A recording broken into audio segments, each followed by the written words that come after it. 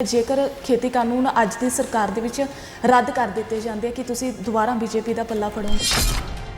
असीं तां माफ़ी मंग लांगे पार्टी तो। पर सोशल मीडिया ते अजकल जेकर कोई भी इन्हां दी वीडियो पैंदी है तो लोग हमेशा कहते हैं कि इन्हां ते तुसी भुल के भी हुण विश्वास ना करो। सोशल मीडिया ते सोनू भी पता किन्ने फेक अकाउंट्स चलते हैं, की कुछ चलता है, की कुछ मैनेजमेंट होंदी है। पर आम जनता अज मेरी गल सुनो, गल चुकी जाती है।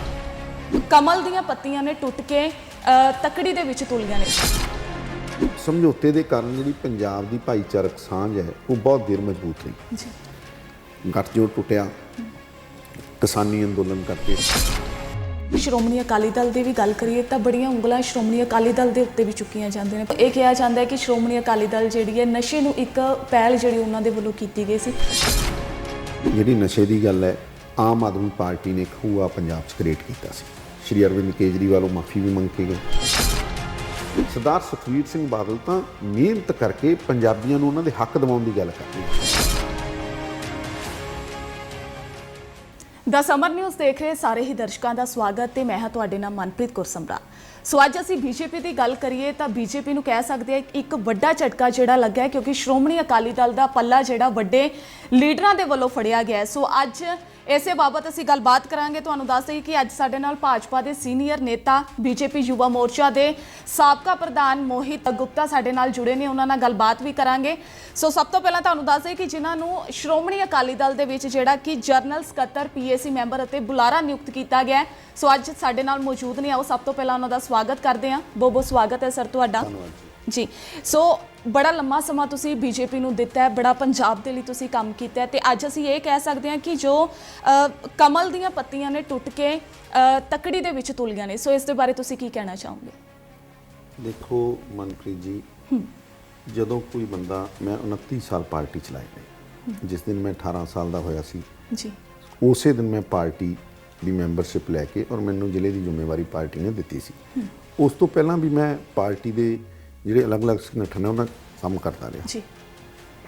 पर अज बड़े पिछले 2-3 महीनों तो मैं पंजाबियत की गल कर रहा सी। पार्टी ने सुनना तो की सी, उस बदले मैंने नोटिस भी दिता गया। कुछ जिहड़े लीडर ने उन्होंने तो बयान दवाए गए कि जी असीं तैनूं कढ़िया ही समझो जी। और फिर असीं फैसला किया। मैं पहला शायद तुहाडे भी इंटरव्यू च कहा सी या किसी होर चैनल ते गल हुई सी, जदों उन्होंने मैनू पुछया सी भी की भविख होऊगा। जी। साडा ये मनना सी जो असीं अज साथी शामिल होए हैं कि पंजाब दी तरक्की लई, पंजाब दी बेहतरी लई वो पोलीटिकल पार्टी जिहड़ी पंजाब दी पार्टी होवे, जिन्हों पंजाब दे फैसलिਆਂ ਲਈ दिल्ली लीडरशिप ਵੱਲ ना देखना पवे और सैकुलर होवे, सारे धर्मां दा होवे, सारे जिन्ने भी अपना कह सकते हैं जाति उन्हां दा प्रतिनिधित्व होवे। तो पिछे जे श्रोमणी अकाली दल के प्रधान सरदार सुखबीर सिंह बादल जी ने ये ऐलान किया भी जिहड़े जदों 2022 के चुनाव तो बाद जो श्रोमणी अकाली दल बहुजन समाज पार्टी की सरकार पंजाब च बनती है तो वह एक जिहड़ा डिप्टी सीएम है वो दलित होएगा और एक जिहड़ा डिप्टी सीएम है वो हिंदू होएगा। सानू ये महसूस होया क्योंकि जिहड़ी अज तो 25 साल पहला जिहड़ा बीजेपी का ते श्रोमणी अकाली दल का समझौता सी वो साडे स्वर्गी देश के प्रधानमंत्री श्रीमान अटल बिहारी वाजपेयी जी और सरदार प्रकाश सिंह बादल जी ने भाईचारक सांझ नूं रखण लई, कायम करन लई वो समझौता कीता सी और उसे समझौते के कारण जिहड़ी पंजाब की भाईचारक सांझ है वो बहुत देर मजबूत रही। गठजोड़ टुटिया किसानी अंदोलन करके, पंजाब के हितों करके अकाली दल ने भारतीय जनता पार्टी नाल तोड़ विछोड़ा भी किया और वो सारिया चीज़ां जिहड़ियां सानूं लग्या भी जे पंजाब के हितों की गल करनी है तो श्रोमणी अकाली दल है जिहड़ा वो पंजाब के हितों की गल बेहतरी नाल कर सकता है जी। पर जे असीं श्रोमणी अकाली दल की भी गल करिए तो बड़िया उंगलां श्रोमणी अकाली दल के उत्ते भी चुकियां जांदियां ने, भावें बेअदबी मामले नूं लैके होवे या होर कई मुद्दे ने, क्योंकि उन्हां नूं ये कहा जाता है कि श्रोमणी अकाली दल जिहड़ी है नशे नूं एक पहल जिहड़ी उन्हां दे वल्लों कीती गई सी।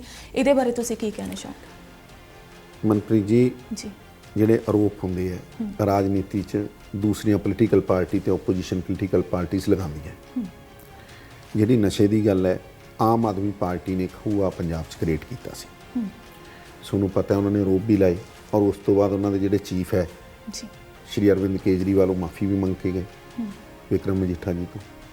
ਉਹਦੇ ਨਾਲ ਤਾਂ ਆਰੋਪਾਂ ਦੀ ਗੱਲ ਸਾਰੀ ਤੈਅ ਕਲੀਅਰ ਹੋ ਗਈ।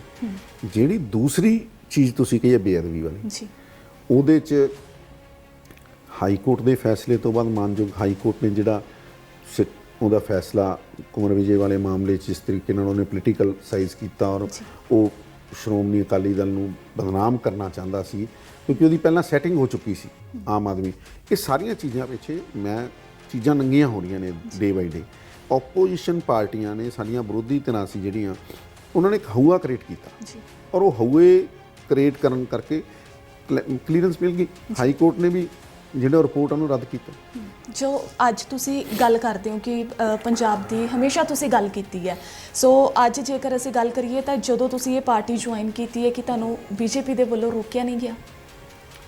ਦੇਖੋ ਜੀ, ਬੀਜੇਪੀ ਨੇ ਜਿਹੜੀ ਸਾਡੀ ਸੂਬੇ ਦੀ ਪੰਜਾਬ ਦੀ ਲੀਡਰਸ਼ਿਪ ਸੀ ਉਹ ਬੜਾ ਕਮਜ਼ੋਰ ਨੇਤਰਤਵ ਹੈ। ਕਮਜ਼ੋਰ ਵੀ ਕਹਿ ਸਕਦੇ ਹਾਂ, ਅਨਮੈਚੁਰ ਵੀ ਕਹਿ ਸਕਦੇ ਹਾਂ, ਅਨਾੜੀ ਵੀ ਕਹਿ ਸਕਦੇ ਹਾਂ। ਗੱਲ ਸਾਡੇ ਰੁਕਣ ਦੀ, ਸਾਨੂੰ ਰੋਕਣ ਦੀ ਨਹੀਂ, ਗੱਲ ਅੱਜ ਪੰਜਾਬੀਆਂ ਦੀ ਹੈ। ਸਾਡੇ ਜਿਹੜੇ ਅਨੇਕਾਂ ਲੱਖਾਂ ਪੰਜਾਬੀ ਹੈ ਉਹ ਪਿਛਲੇ 9 ਮਹੀਨਿਆਂ ਤੋਂ ਦਿੱਲੀ ਬੈਠੇ ਜੀ। ਅਸੀਂ ਉਹਨਾਂ ਦੀ ਗੱਲ ਕੀਤੀ ਸੀ ਕਿਉਂਕਿ ਉਹ ਸਾਡੇ ਭਰਾ ਨੇ। ਜਦੋਂ ਜਦੋਂ ਪੰਜਾਬ ਦੀ ਕਿਸਾਨੀ ਡਿਸਟਰਬ ਹੁੰਦੀ ਹੈ ਉਹਦੇ ਨਾਲ ਵਪਾਰ ਡਿਸਟਰਬ ਹੁੰਦਾ ਜੀ, ਉਹਦੇ ਨਾਲ ਸਾਡੇ ਉਦਯੋਗ ਡਿਸਟਰਬ ਹੁੰਦੇ ਆ। ਅਸੀਂ ਉਹ ਸਾਰੇ ਖਿੱਤਿਆਂ ਦੀ ਗੱਲ ਕੀਤੀ ਹੈ, ਉਹਦੇ ਨਾਲ ਹੀ ਸਾਡੀ ਲੇਬਰ ਵੀ ਡਿਸਟਰਬ ਹੁੰਦੀ ਹੈ। ਸਾਡਾ ਪੰਜਾਬ ਦਾ ਜਿਹੜਾ ਅਰਥਚਾਰ ਹੈ ਉਹ ਖੇਤੀ ਤੇ ਚੱਲਦਾ ਹੈ ਜੀ।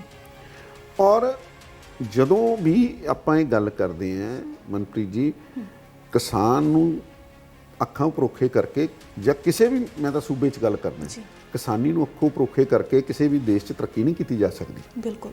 ਸੋ ਜੇ ਅੱਜ ਅਸੀਂ ਗੱਲ ਕਰੀਏ ਖੇਤੀ ਕਾਨੂੰਨਾਂ ਨੂੰ ਲੈ ਕੇ, ਤਾਂ ਜੇਕਰ ਖੇਤੀ ਕਾਨੂੰਨ ਅੱਜ ਦੀ ਸਰਕਾਰ ਦੇ ਵਿੱਚ ਰੱਦ ਕਰ ਦਿੱਤੇ ਜਾਂਦੇ ਆ ਕਿ ਤੁਸੀਂ ਦੁਬਾਰਾ ਬੀਜੇਪੀ ਦਾ ਪੱਲਾ ਫੜੋਗੇ ਕਿ ਨਹੀਂ? ਹੁਣ ਮਨਪ੍ਰੀਤ ਜੀ ਦੇਰ ਹੋ ਚੁੱਕੀ ਹੈ ਜੀ। ਅਸੀਂ ਤਾਂ 2.5 ਮਹੀਨੇ ਬੇਨਤੀ, ਮੈਂ ਪਿਛਲੇ 15 ਦਿਨ ਪਹਿਲਾਂ ਵੀ ਜਦੋਂ ਮੈਨੂੰ ਇਹਨਾਂ ਨੇ ਨੋਟਿਸ ਆਇਆ ਸੀ, ਮੈਂ ਇਹਨਾਂ ਨੂੰ ਪਾਰਟੀ ਨੂੰ ਕਿਹਾ ਸੀ ਵੀ ਤੁਸੀਂ ਕਿਸਾਨੀ ਮਸਲਾ ਹੱਲ ਕਰਦੇ ਹੋ। ਅਸੀਂ ਨਹੀਂ ਕਹਿੰਦੇ ਬਿੱਲ ਵਾਪਸ ਲਓ, ਜਿਸ ਤਰੀਕੇ ਵੀ ਕਿਸਾਨੀ ਮਸਲਾ ਹੱਲ ਕਰਕੇ ਉਹਦੀ ਇੱਕ ਸ਼ਰਤ ਹੈ ਵੀ ਜਿਹੜੇ ਸਾਡੇ ਕਿਸਾਨ ਦਿੱਲੀ ਦੀਆਂ ਬਰੂਹਾਂ ਤੇ ਬੈਠੇ ਆ ਉਹ ਖੁਸ਼ੀ-ਖੁਸ਼ੀ ਵਾਪਸ ਆ ਜਾਣ ਜੀ। ਉਹ ਕਰ ਦਿਓ, ਅਸੀਂ ਤਾਂ ਮਾਫੀ ਮੰਗ ਲਾਂਗੇ ਪਾਰਟੀ ਤੋਂ ਜੀ, ਔਰ ਪਾਰਟੀ ਜਿਹੜੀ ਸਾਡੀ ਡਿਊਟੀ ਲਾਊਗੀ ਉਹ ਕਰ ਲਾਂਗੇ। ਪਰ ਹੁਣ ਤਾਂ ਮੈਂ ਪਾਰਟੀ ਬੀਜੇਪੀ ਨੂੰ ਤਾਂ ਮੈਂ ਕੋਈ ਗੱਲ ਕਹਿ ਹੀ ਨਹੀਂ ਸਕਦਾ ਕਿਉਂਕਿ ਮੈਂ ਤਾਂ ਅੱਜ ਸ਼੍ਰੋਮਣੀ ਅਕਾਲੀ ਦਲ ਦੀ ਮੈਂਬਰਸ਼ਿਪ ਲੈ ਲਈ। ਮੈਂ ਜਿਹੜੀ ਮੇਰੀ ਨਿਸ਼ਠਾ ਹੈ, ਪੋਲੀਟੀਕਲੀ ਨਿਸ਼ਠਾ, ਉਹ ਮੈਂ ਕੱਲ੍ਹ ਛੱਡਤੀ ਹੈ ਬੀਜੇਪੀ ਨਾਲ। ਔਰ ਮੇਰੀ ਅੱਜ ਪੋਲੀਟੀਕਲ ਨਿਸ਼ਠਾ ਜਿਹੜੀ ਸ਼੍ਰੋਮਣੀ ਅਕਾਲੀ ਦਲ ਨਾਲ ਹੈ। ਹੁਣ ਤਾਂ ਜੋ ਸ਼੍ਰੋਮਣੀ ਅਕਾਲੀ ਦਲ ਦੀ ਲੀਡਰਸ਼ਿਪ ਫੈਸਲਾ ਕਰੂਗੀ ਅਸੀਂ ਉਹ 'ਤੇ ਉਹਨੂੰ ਕਰਨਾ। ਸਾਨੂੰ ਜਿਹੜੇ ਸਾਡੇ ਹੁਣ ਵਿਚਾਰ ਹੈ ਅਸੀਂ ਉਹ ਸ਼੍ਰੋਮਣੀ ਅਕਾਲੀ ਦਲ 'ਚ ਰੱਖਣੇ ਨਾ ਜੀ। ਬਿਲਕੁਲ। ਸੋ ਸ਼੍ਰੋਮਣੀ ਅਕਾਲੀ ਦਲ ਦੀ ਜੋ ਅਸੀਂ ਕਹਿ ਸਕਦੇ ਕਿ ਕਿਹਾ ਜਾ ਰਿਹਾ ਕਿ ਡਿੱਗੀ ਸ਼ਾਖ ਹੈ, ਉਹ ਆਪਣੇ ਆਪ ਨੂੰ ਖੜਾ ਕਰਨ ਦੇ ਲਈ ਵੀ ਬੜੇ ਹੱਥਕੰਡੇ ਉਹਨਾਂ ਦੇ ਵੱਲੋਂ ਅਪਣਾਈ ਜਾ ਰਹੀ ਹੈ ਨਾ। ਸੋ ਇੱਕ ਅੱਜ ਜੋ ਤੁਸੀਂ ਪਾਰਟੀ ਜੁਆਇਨ ਕੀਤੀ ਹੈ ਜਾਂ ਮੰਤਰੀ ਜੀ ਤੁਹਾਨੂੰ ਵਿੱਚੋਂ ਟੋਕੂੰਗਾ ਜੀ ਜੀ ਬਿਲਕੁਲ, ਤੁਸੀਂ ਇੱਕ ਸ਼ਬਦ ਕਿਹਾ ਹੱਥਕੰਡਾ। ਹੱਥਕੰਡਾ ਨਹੀਂ, ਮੈਂ ਕਹਿ ਸਕਦਾ ਅੱਜ ਸ਼੍ਰੋਮਣੀ ਅਕਾਲੀ ਦਲ ਦੇ ਪ੍ਰਧਾਨ ਸਰਦਾਰ ਸੁਖਬੀਰ ਸਿੰਘ ਬਾਦਲ ਪੰਜਾਬ ਦੀ ਜੋ ਪਿਛਲੇ 4.5 ਸਾਲ 'ਚ ਕਾਂਗਰਸ ਨੇ ਆਪਦੀ ਲੜਾਈ ਨਾਲ ਦੁਰਗਤੀ ਕੀਤੀ ਹੈ, ਜੋ ਉਹਨਾਂ ਨੇ ਸਾਡੇ ਬਠਿੰਡੇ ਦੀ ਧਰਤੀ ਤੇ ਖੜੇ ਹੋ ਕੇ ਪੰਜਾਬ ਦੇ ਮੁੱਖ ਮੰਤਰੀ ਮਹਾਰਾਜਾ ਕੈਪਟਨ ਅਮਰਿੰਦਰ ਸਿੰਘ ਨੇ ਗੁਟਕਾ ਸਾਹਿਬ ਦੀ ਸਹੁੰ ਖਾ ਕੇ ਦਮਦਮਾ ਸਾਹਿਬ ਬੰਨੀ ਹੱਥ ਕਰਕੇ ਸਹੁੰ ਖਾਧੀ ਸੀ, ਉਹ ਚੀਜ਼ਾਂ ਤੋਂ ਮੁੱਕਰੇ ਨੇ। ਸਰਦਾਰ ਸੁਖਬੀਰ ਸਿੰਘ ਬਾਦਲ ਤਾਂ ਮਿਹਨਤ ਕਰਕੇ ਪੰਜਾਬੀਆਂ ਨੂੰ ਉਹਨਾਂ ਦੇ ਹੱਕ ਦਿਵਾਉਣ ਦੀ ਗੱਲ ਕਰਦੇ ਹੈ। ਪਰ ਸੋਸ਼ਲ ਮੀਡੀਆ ਤੇ ਅੱਜ ਕੱਲ੍ਹ ਜੇਕਰ ਕੋਈ ਵੀ ਇਹਨਾਂ ਦੀ ਵੀਡੀਓ ਪੈਂਦੀ ਹੈ, ਸੁਖਬੀਰ ਸਿੰਘ ਬਾਦਲ ਦੀ ਅਸੀਂ ਗੱਲ ਕਰ ਲਈਏ ਜਾਂ ਮਜੀਠੀਆ ਹੋਣਾ ਦੀ ਕੋਈ ਵੀ ਵੀਡੀਓ ਪੈਂਦੀ ਹੈ, ਤਾਂ ਲੋਕ ਹਮੇਸ਼ਾ ਕਹਿੰਦੇ ਆ ਕਿ ਇਹਨਾਂ ਤੇ ਤੁਸੀਂ ਭੁੱਲ ਕੇ ਵੀ ਹੁਣ ਵਿਸ਼ਵਾਸ ਨਾ ਕਰਿਓ। ਮਨਪ੍ਰੀਤ ਜੀ, ਸੋਸ਼ਲ ਮੀਡੀਆ ਤੇ ਸੋਨੂੰ ਵੀ ਪਤਾ ਕਿੰਨੇ ਫੇਕ ਅਕਾਊਂਟਸ ਚੱਲਦੇ ਨੇ, ਕੀ ਕੁਝ ਚੱਲਦਾ ਹੈ, ਕੀ ਕੁਝ ਮੈਨੇਜਮੈਂਟ ਹੁੰਦੀ ਹੈ। ਪਰ ਆਮ ਜਨਤਾ ਅੱਜ ਮੇਰੀ ਗੱਲ ਸੁਣੋ ਤਾਂ ਗੱਲ ਚੁੱਕੀ ਜਾਂਦੀ ਹੈ। ਮਨਪ੍ਰੀਤ ਜੀ, ਅੱਜ ਤੁਸੀਂ ਗੱਲ ਸੁਣੋ। ਸ਼੍ਰੋਮਣੀ ਅਕਾਲੀ ਦਲ ਦੇ ਪ੍ਰਧਾਨ ਸਰਦਾਰ ਸੁਖਬੀਰ ਸਿੰਘ ਬਾਦਲ ਨੇ ਜੀ ਪਿੱਛੇ 3 ਦਿਨ ਪਹਿਲਾਂ ਇੱਕ ਮੁਹਿੰਮ ਅਨਾਉਂਸ ਕੀਤੀ ਜੀ, ਗੱਲ ਪੰਜਾਬ। ਪਿਛਲੇ 2 ਦਿਨ ਉਸ ਜਿਹੜੀ 100 ਦਿਨ ਦੀ ਯਾਤਰਾ, ਉਹਨਾਂ ਨੇ 2 ਦਿਨ ਦੀ ਯਾਤਰਾ